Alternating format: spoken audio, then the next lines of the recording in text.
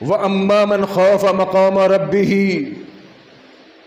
جو پروردگار دو عالم کے مقام اور مرتبے سے خوف کھا گیا، وَنَهَى النَّفْسَ عَنِ الْهَوَىٰ، اپنی خواہش کی تکمیل نہیں کی، دل چاہتا تھا گناہ کر لوں، دل چاہتا تھا کہ گناہوں کی دلدل میں دھس جاؤں، لیکن اس کے باوجود وہ اپنے نفس کو کنٹرول میں رکھتا تھا، اپنے دل کی نہیں مانتا تھا۔ جب دل کہتا فلم دیکھو، جب دل کہتا ٹی وی دیکھو، جب دل کہتا موسیقی سنو، جب دل کہتا کسی نامحرم عورت کو دیکھو، یہ اپنے دل کو کہتا اے دل سنبھل جا، اے دل سنبھل جا، تیری وجہ سے جہنم میں جلا دیا جاؤں گا، اے دل تیری نہیں مانوں گا ورنہ قبر میں تڑپا دیا جاؤں گا، اے دل تیری نہیں مانوں گا ورنہ رب رحمان کے عذاب کی گرفت میں آ جاؤں گا۔ اللہ کی قسم، رب کا قرآن کہتا ہے فَإِنَّ الْجَنَّةَ هِيَ الْمَأْوَىٰ، یہ وہ خوش نصیب ہے جو جنت میں جائے گا۔ جس نے اس دل کی مان لی، جس نے بھی اس دل کی مان لی میرے محترم بھائیوں، وہ تباہ و برباد ہو جائے گا، وہ ہلاک ہو جائے گا، اور جس نے اس دل کی نہ مانی یہ جنت میں چلا جائے گا۔ اور یاد رکھیے، طب کے حوالے سے، طب نبوی کے حوالے سے ایک پروگرام تھا ایک چینل کے اوپر، اس میں نے ایک بات کہی، وہی بات آپ کے سامنے رکھتا ہوں۔ موضوع چونکہ دل کے امراض کے اوپر تھا، میں نے کہا کہ جس نے اس دل کی مان لی اس کی آخرت بھی برباد، اس کی دنیا بھی برباد۔ وہ کس طرح؟ یہ دل کی اگر مانو گے تو آپ کی صحت بھی خراب ہوگی، یاد رکھنا۔ اس دل کی مان کر یہ دل خراب کر لیں گے آپ۔ دنیاوی اعتبار سے بات کر رہا ہوں، صحت کے حوالے سے، طب کے حوالے سے۔ جس نے اس دل کی مان لی اپنی صحت کے معاملے میں، اس نے اپنی صحت کو بھی برباد کر دینا ہے۔ کیوں؟ سامنے مرون غذائیں موجود ہیں جناب، پیٹیز موجود ہے، سموسہ موجود ہے، کلیجی موجود ہے، کولیسٹرول بڑھا ہوا ہے، دل کا عارضہ لاحق ہے، چکنائی بالکل خطرناک ہے آپ کے لیے، لیکن یہ زبان کے چٹورے اور دل کے ماننے والے اپنے ہاتھوں سے دل کی مان کے دل کو برباد کر دیتے ہیں۔ چکنائی بھی کھا لی، مرغن غذا بھی کھا لی جناب، تلی ہوئی چیزیں بھی کھا لی، کولیسٹرول بڑھا لیا، دل کی شریانیں بند۔ جس نے اس دل کی مان لی، اللہ کی قسم، اس کی صحت بھی برباد، اس کی آخرت بھی برباد۔ اخروی معاملات کے اندر، ایمانی معاملات کے اندر جس نے اس دل کی مان لی، بند کمرہ ہے، تنہائی ہے، کوئی دیکھنے والا نہیں، چلو یار موبائل ٹیلی فون موجود ہے، کچھ گندگی دیکھتے ہیں، کوئی نہیں دیکھ رہا، چلو تنہائی میں اثر ہے، یہ گناہ کر لیتے ہیں۔ یہ دل گناہوں کے اوپر ابھارتا ہے، یقین کیجئے یہ دل گناہوں کے اوپر ابھارتا ہے۔ کوئی بھی ہو، کیسا بھی ہو، کوئی اپنے آپ کو کتنا بڑا عالم، مفتی، خطیب شعلہ بیان کہلاتا ہو، اللہ کی قسم یہ دل سب کے ساتھ جڑا ہوا ہے، یہ نفس سب کے ساتھ لگا ہوا ہے، یہ ان کو گناہوں کی طرف ابھارتا ہے۔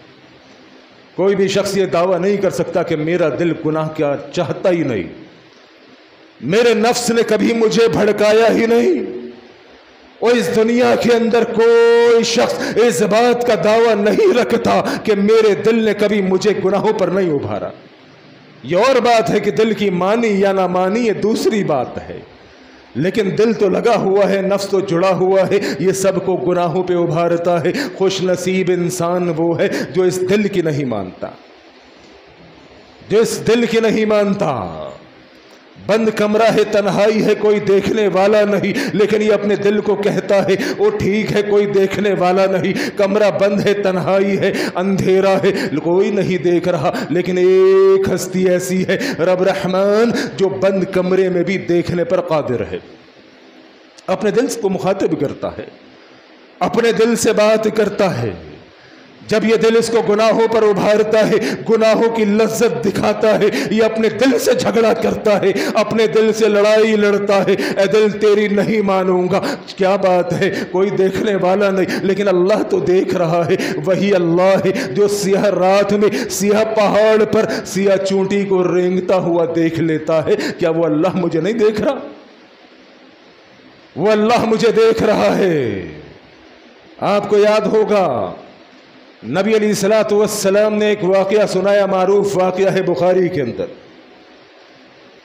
بنی اسرائیل کا وہ زانی جس کا نام کفل تھا، مختصر بات رکھتا ہوں، وہ کفل جس کی وجہ شہرت ہی برائی تھی، گناہ تھا، زنا تھا۔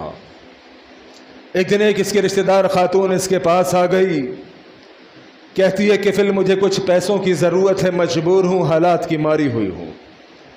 کفل کہتا ہے ٹھیک ہے، تیری ضرورت کو میں پورا کر دوں گا، تو میری ضرورت کو، میری خواہش کو پورا کر۔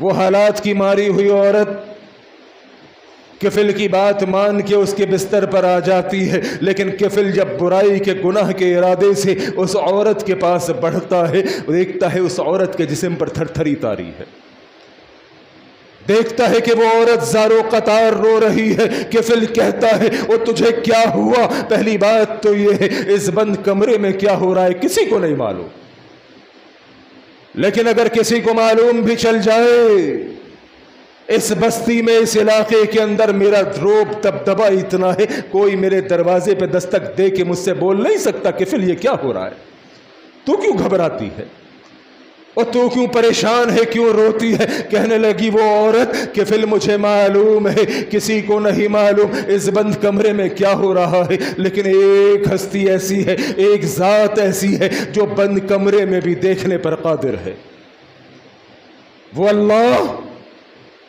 جو تنہائی کے جرم سے بھی واقف، وہ اللہ جو خلوت کی محفلوں سے بھی واقف، جو بھری مجلسوں سے بھی واقف، اس اللہ نے اگر کل قیامت کے دن مجھ سے پوچھ لیا اے اللہ کی بندی تجھے معلوم تھا زنا گناہ ہے، تجھے معلوم تھا یہ عمل جرم ہے، اس کے باوجود تو نے چند پیسوں کی ضرورت کی وجہ سے یہ ظلم کیا، یہ جرم کیا، کہ پھر میں سوچتی ہوں اللہ کو کیا جواب دوں گی۔